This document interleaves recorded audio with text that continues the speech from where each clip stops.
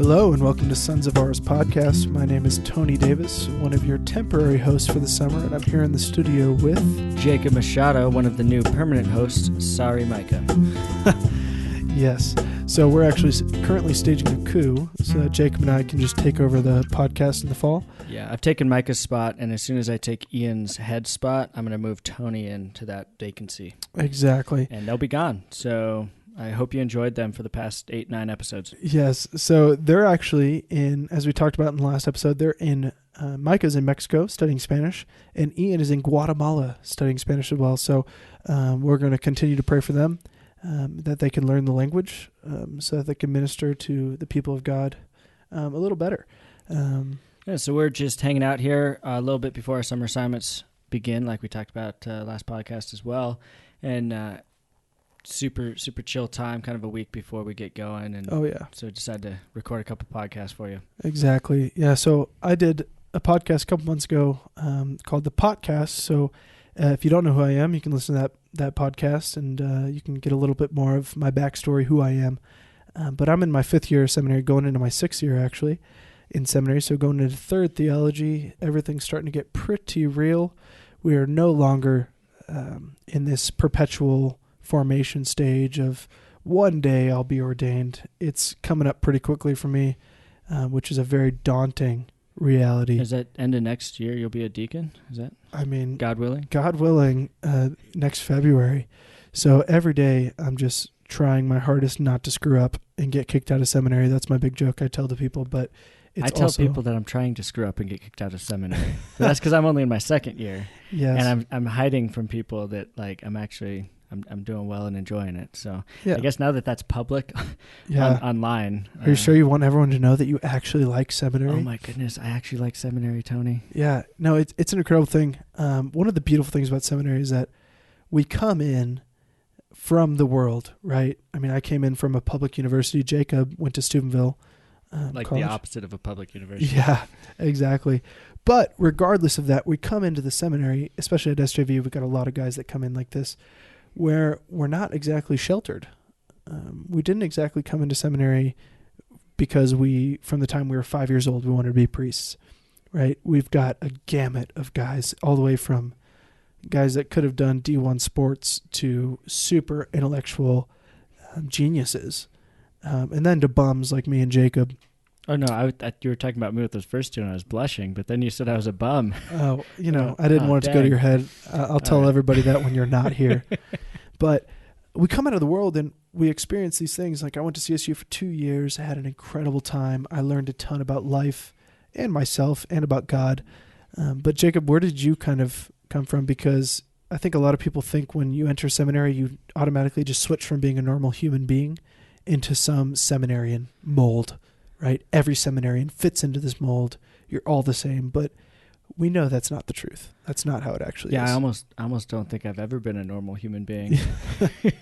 But yeah, I grew up in a very faithful Catholic family, and was always going to mass and stuff. But when the faith really came alive, it was kind of through community of friends that I had, as well as witnessing community lived out in the spiritual life with the Sodalites, nice. Part of the Christian life movement. And in 2007, I went down to Peru with a group from my high school and worked with the Sodalite brothers there, who are lay Catholic brothers in the Christian life movement. And it just struck me that these guys are super joyful. They love spending time with one another, and they're serving other people. And that was kind of like my first twinge of kind of like stirring me to live the faith myself. And when I got back from that trip in my high school, I was invited to join a Bible study with some other guys in my class. We were juniors that year. And it was in the midst of that community with those other 6 guys or so that I learned how to kind of have a vulnerable, authentic, real friendship with other Catholic men. But we're guys that were on the soccer team, on the baseball team, on the basketball team. One of the guys in my Bible study won the 400-meter 3A Colorado track state tournament that year. Wow. I played baseball and was competing in the state tournament, and all of us had our own kind of insecurities about our lives, but we were succeeding in other ways. And the guy that started the Bible study with us just kind of came to each of us and said, "Hey, I see you guys as leaders in your class, and I want to invest in you and teach you about Christ." Nice. And we started this Bible study and kind of had this first taste of fraternal friendship. And as that continued on, I ended up deciding to go to Franciscan University of Steubenville in Ohio. And there are a couple men in my life that really impacted me, and they were cool, normal dudes that would hang out, and they'd play Frisbee, they'd make jokes and watch movies with you, but they were also, would pray and talked about Jesus. And I was like, wow. Really? You mean they didn't just talk to you all the time about the rosary or a devotional? Exactly. It was like, wow, we can actually just go play golf. Yeah. And three of these men particularly had all graduated from Franciscan. Yeah. And then the other big thing for Franciscan was the study abroad program in Gaming, Austria. It's a little tempting. And my pro and con list for Steubenville, the pro side was number 1, study abroad in Gaming, Austria at the foothills of the Austrian Alps for 4 months and travel Europe. And then there were a lot of dots, and then pro number 3 was it's a good Catholic school. Yeah, that whole Catholic thing, that's nice too, right? But when I went there, one of the huge things that Franciscan really focuses on is communal Christian living. And Father Michael Scanlon at Franciscan, when it kind of turned around, he was the president, and he instituted this thing called the household program. Nice. I don't know if you've heard about it. Yeah, it's pretty much like fraternity and sorority houses, but yeah, with a Catholic twinge. Spin, right? We actually pray together. And it's incredible. So the men that I had spoken about that were impactful in my life had all gone to Franciscan, all been part of this household life. And so when I got to Franciscan, I joined up with a household ad majorem Dei gloriam, which is Latin for all for the greater glory of God. And it took him until his first philosophy when he studied Latin to be able to translate that. Yeah, I thought it just looked the most like the Greek life stuff from the state schools. Nice. Kind of an AMDG, it fit. Hey, I was Greek life, man. Phi Kappa Theta for life. So. But with these guys, that was actually, I think, where I really, really kind of flourished. I was super self-conscious in high school. I wanted to make sure that people knew me for my best and knew nothing about my worst. And I've got a good friend here actually I went to college with as well, who was in high school with me, and she tells me to this day, she's like, "Oh, I could not stand you until junior year of high school. And then you got cool in college." Oh my gosh. Wait, you mean to tell me you have a friend who's a girl? Oh, I'm sorry. I do have a friend who's a girl. But you're a seminarian. I am a seminarian. Can we post this now? Oh, we definitely can. All right. I mean, this podcast is all about kind of bringing people into our lives, right? And that's the biggest thing I get all the time from people. I was just at Mullen High School for the past year, and people just think seminarian, he's a priest or he's a saint or he's this person or that person. But what they forget is that we're human, right? Yeah. We have a history, we have a present, and we have a future. And our future happens to be oriented towards the priesthood. Yeah. And that's what we're pursuing. But we can't forget about who we are and where we came from. Yeah. Our past, whether, there's things that we regret or not, was also twinged with things that we're proud of. And, And no matter what, part of that past is our story leading us towards the priesthood. So even when I didn't know it, God was leading me towards seminary. Mm-hmm. And I'm just laughing. It was like when you're talking about we're human. Every Thursday in college with my household, we had at Steubenville, the households had these commitments. And so Tuesday mornings we had mass at 6:30, and then we had breakfast afterwards. And then on Sundays we would pray the rosary, and then Saturdays we'd have a Lord's Day where we'd read the gospel for Sunday coming up, and Wednesdays we'd do praise and worship in the evening. But Thursday, our unofficial but actually official commitment was going to Cross Creek Tavern in Mingo Junction, West Virginia, which was literally 2 double wides smashed together, turned into a Harley Davidson biker bar. That's my place. And it was like the diviest of dive bars. But one of the local students who was in our household years before I was there knew about the place. And so started taking guys. And by the time I'd gotten there, it was like every Thursday we're going to CCT. Well, we're going to CCT because that was the $5, bucket of beer, 5 beers for $5, Yingling what in a the steal. bucket.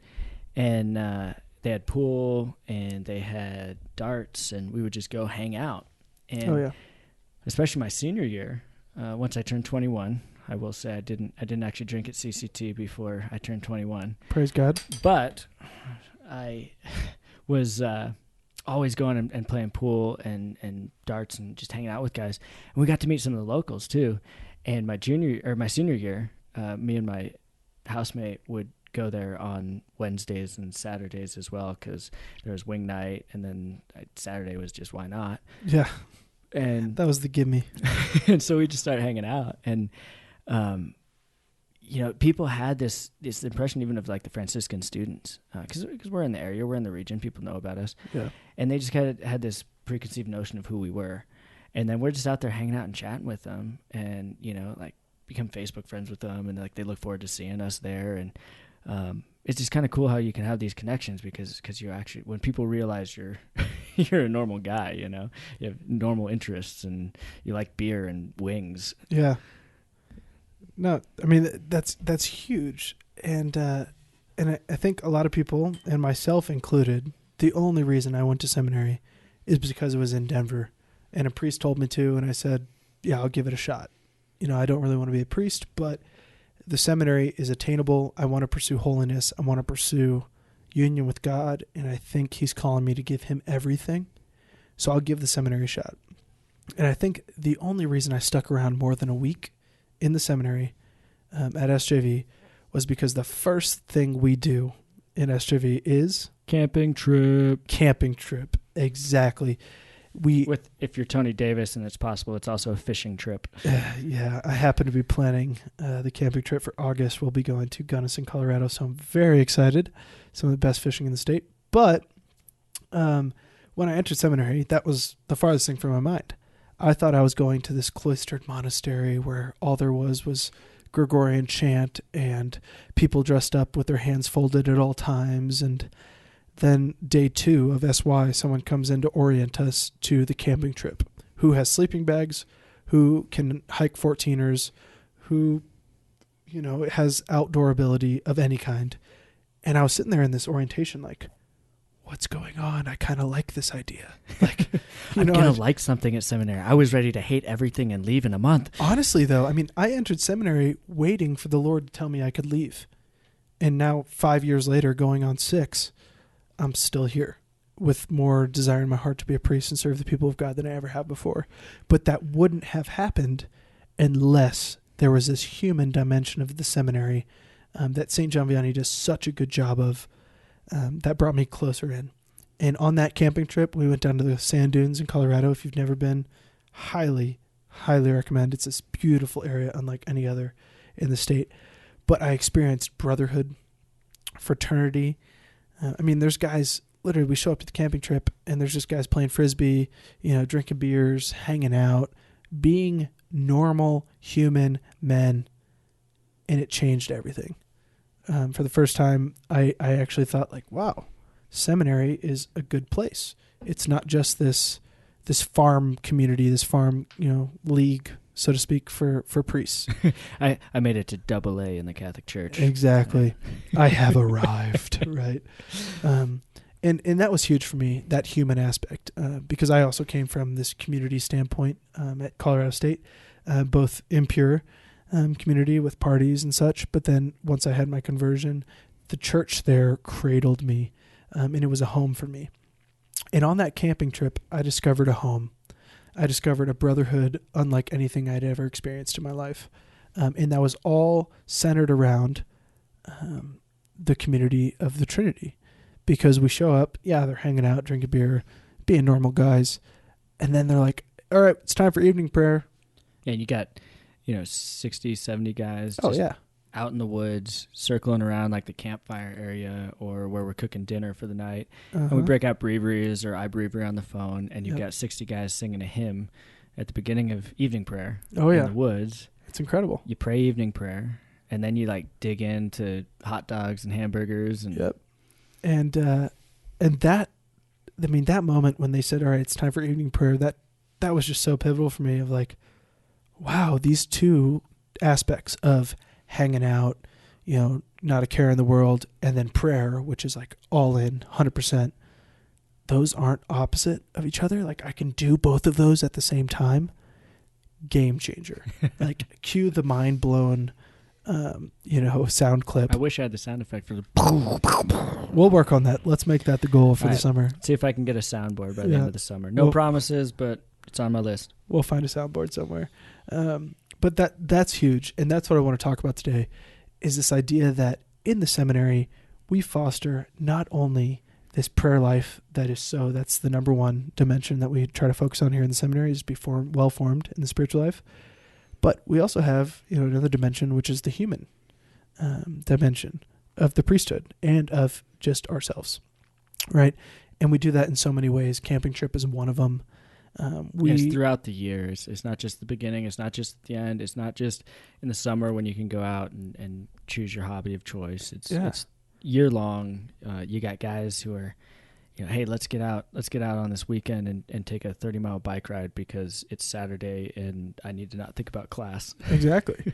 I just want everyone to know, like, we are normal human beings. I'm tired. And I'll be patient for the rest of my life. I have to be, but I'm tired of people looking at me and talking to me as if I'm some alien that doesn't know who they are. Like, I've got a history. I lived in the world. I also lived in the church.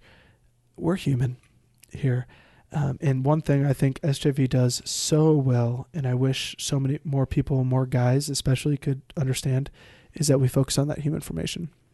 Yeah, I mean, if you're not formed as a human, if you're not formed well in kind of call them the natural virtues, you don't really have a foundation that the Lord can perfect. We say grace perfects nature. Well, if my nature is a lazy slob with no interests and kind of nothing interesting to talk about, nobody's going to want to talk to me about anything. But God can perfect kind of this nature that He's working in all of our lives. He's working in our past. He's working in our presence. And so when I was interested in something, I joke with the guys here at Seminary now that, like, you can point to one of my interests or one of my hobbies and I'll have the name of the girl I was learning it for to impress. Exactly. Sometimes, like the guitar, it's not one particular, it's like all. That's just like a universal. Guys out there, if you're trying to date, you're in high school and you got all summer to figure stuff out, learn how to play the guitar. It'll go a long way. Yeah, but if you're trying to do it to impress women, you might end up in seminary like me. So challenge. Caveat, That's a challenge for you. But all of these things that I've developed have come back to be fruitful in seminary. The little music ability that I do have, I'm able to share with guys at our semi-annual coffee houses. Oh yeah. Playing guitar, violin, or singing or whatever. And for me, I'm not super talented, so usually the song has some sort of kind of like joke benefit to it, but which is always good. It's something that you can really relate, and you can spend time with guys that you really bond doing something together. Yeah. Yeah. And that's the thing, is like we all have these hobbies, these interests that we come into seminary with. I came into seminary, I was a ski bum in college. Like, the reason that I almost failed out of CSU my freshman year is because I skied more days than I went to class. And that's a long drive, from Fort Collins all the way into the mountains. And when I discovered, like, wow, we can ski in the seminary, that's incredible. Father Jim gave us a talk when I was in SY. He's the director of spirituality here. And he said, guys, it's fine if you want to go skiing on the weekends. You have the 8 a.m. mass. That's mandatory for everybody, but I'll give you permissions every once in a while if you want to go skiing. My class, there was about 5 of us that we probably went skiing every other weekend. Yeah, my class didn't get quite as free permissions the next 4 years later. Might have been my fault. Like me and Ryan Kent, God love him, but we were always going. I still got up plenty of times. Yeah. And that's just huge, because when I was trying to figure out not only who God was in spirituality here, but who I was, having those little things that were good and beautiful, like skiing, or having a good beer. Those are all good things. They're not bad, and they're not opposed to the spiritual life. And so whenever I was able to have those as well in the seminary, that was a game changer for me. And it really formed me over the next 4 years, little did I know, to where now not only do I have interests and hobbies that I didn't have when I entered seminary. I hope you didn't learn those for a girl in seminary. No, I did not learn how to fish for a girl. Learn those for yourself and for the Lord. Yeah, exactly. No, I could talk. Let's not talk about my hobbies because mine are fishing, and that's about it right now. Fishing in another part of the state. And, fishing. I have fallen in love with fishing, and maybe we'll talk about that later in the summer because there's a huge spiritual dimension there. And I think what we discover within our hobbies in the seminary is that they can all be ordained to the glory of God, right? And they can be used for that. So you mentioned, Jacob, coffee house. Coffee house in the seminary, we do it twice a year, once in the fall, usually in the December 8th, and then once in the spring. And what that is it's essentially a talent show for the seminary. It's closed off, so sorry, it's not going to be publicized or put on Facebook Live. But it's a time for us to come together as brothers. And we put on funny, goofy skits, everything from funny, goofy skits to serious Bach pieces played on the piano to, freelance poetry, all of the above, everything in between. And Ned Scheideker for a while would make videos. Yeah. Post some of those. Some of those are on YouTube. You can definitely find those. Can we have a snow day or something like that? Yeah. Do you want to have a snow day? And then there's also like Ned Scheideker with his tiny hands. It's a SNL skit from Kristen Wiig that's super weird. But it's hilarious every single time he does it. Exactly. But that time happens twice a year here. But that is a time that we all just kind of let our guards down with our intellectual formation. We're all studying. We study a lot here, which is great. But that's a time for us to come together and like, all right, man, I don't want to be stressed out about my homework or my papers that I have to write. I just want to be with you, right? And there's 100 of us gathered around, eating good food, laughing, as hard as we can laugh. Tony Davis was our community life rep this past year. And that is true. Tony made it a particular focus that at these events we had good beer as well. It wasn't just like Coors Light or Bud Light or which are great Miller beers. It's all fine, but he'd go out and he'd make sure we had some good stuff from some of the local places. And oh yeah, that's just another thing of like engaging in good things with good community, good friends. Yeah, because if you look at, this might be putting a pretty small kind of framework on your average guy. But if you want to pull a 21 to 30-year-old man in, especially the Western region, which is where most of the guys come from, Midwest and West, here at SJV, what are they into? They're into good music, good beer, good movies, right? Good community, those things, right? So it shouldn't be a surprise when if you show up at the seminary and guys are like, hey, you want to go to the brewery? Just grab a drink real quick. It's Friday night. Why don't we go have a beer? There's nothing wrong with that, right? We have to ordain ourselves to get outside of this Puritan mindset that, alcohol's the devil. Well, no, all things are good in moderation, right?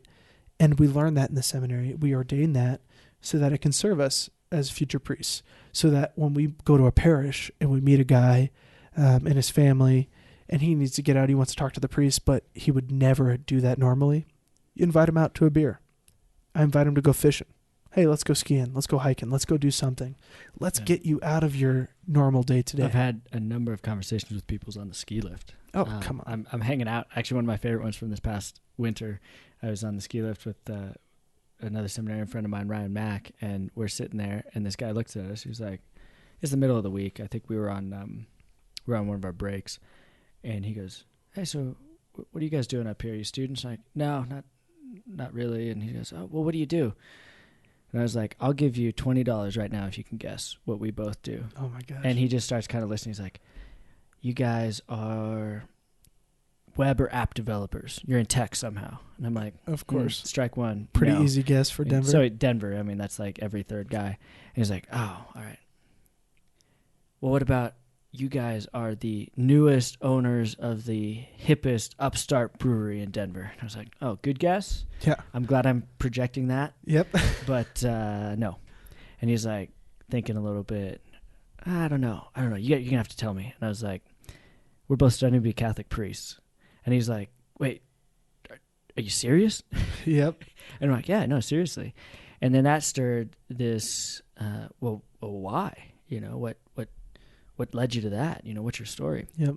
And we were able to have this cool conversation about, you know, what led us both to the seminary, and he met us on the ski slope. You know, he didn't have to walk into the local Catholic church, but he walked away from that. Who knows where he's at now? But he walked away from that being like, wow, there's two 20-something-year-old guys who say there's something more to life than, you know, just living for an experience or I don't know what else, but there's more to life.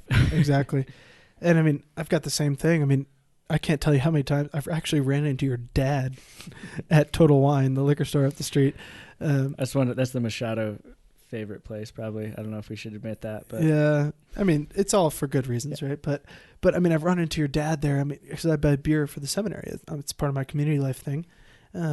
So for our parties that we have a couple times a year, I go out and I buy beer. And one time it was during Lent, and it was about to be a big feast day. And so I was buying beer for the coffee house that we're about to have. And I wear all black when I go. I just pop my tab out, which isn't necessarily good, but I'm not a priest, so I can't walk around in public with, you know, my full clerics on. Yeah, everybody thinks you're in like the service industry, or you're like you're roadie for a band or this something. This is where this is funny because there's 100 guys here, so naturally that's a lot of beer. Even if every guy has one beer, that's 100 beers. That's more than a buggy a cart can fill with beer. And so I'm in the aisles with a stalker's cart for beer, and it's just stacked up, and I'm in all black. And this guy walks up to me, he goes, "Hey, do you have any recommendations for a good good wheat beer?" And I go, "Yeah, actually I do." And so I started talking to him because I went to school at Colorado State. I love, Fort Collins is just this hub of craft beer. And so I'm talking to him about beer. And then he goes, "So where can I find that?" And I go, I have no idea. And he goes, "Don't you work here?" And I go, "Oh, no, not at all." He's like, "Well, what do you do?" And I was like, "Oh, I'm studying to be a Catholic priest." Maybe not the best instance, but the Lord works with it. It's like, wow, this guy drinks a lot. Exactly. But that... It was for 80, 90 guys. It was exactly. Well, try 100. But that conversation didn't end there. It actually went towards, and this man was probably 50, 60 years old. It actually went towards, well, I was Catholic. I fell away. I should go back. How can I get back? I was standing in the aisle of mass-produced beer with a guy, and we talked for 25 minutes about the faith, about how he can get back to the sacraments, what priests he can go talk to, what parish he can get to, what's closest to his house, right? And I actually don't have a doubt in my mind that man went back to church and went to confession. Yeah. For the first time in 40 years. Well, we talk a lot. We'll give maybe lip service to be Catholic, you need to be in the world, but not of the world. Yeah. And it's like, so often to try and not be of the world, we cease to be in the world. Yeah. And we need to not be afraid of being in the world, because that's the time when that encounter happens. Exactly. Like, God willing, I'm ordained one day. One of my kind of daydreams about being a priest is like walking around the neighborhood where my parish is in, wearing a cassock, praying a rosary, and just like walking past this guy's house, and it's like, "Oh, hey, Steve, how's it going? Lawn looks great," as he's raking up the leaves. What is this, Leave It to Beaver? Yeah, it's totally 1950s America. Got Bing Crosby over here. But I would love to be known by my community, be them Catholic or not. And then if something were to happen, Steve, who's raking his leaves, so I compliment his garden when I'm on my walk, is able to come and say, "You know what? I'm not Catholic, but this Father Jake guy, yeah, I think he might be able to answer this question or this ache in my heart. Or I'm in crisis and I need to talk to somebody. I mean, police officers wear uniforms. EMTs wear uniforms. Soldiers wear uniforms, right? Priests, people should know who we are, right? God ordains us for a reason. And so that's why we wear clerics. But as a seminarian, I'm not qualified. And it's a daunting thing because every interaction you have then matters. Yeah. And for the Christian community as a whole, people should know who we are, right? People should know that we are Christian by the way we live, whether that's in the liquor store or the ski slope or wherever it is. People should know who we are. It's whether you're married with 2, 3, 4 kids, whether you're a priest, whether you're a seminarian, or whether you're single and figuring it out. We're all Catholic. We're all Christian, and people should be able to see that a little bit. And one of my best friends here in Denver is another ex-seminarian here who had discerned well. He's now married with a kid.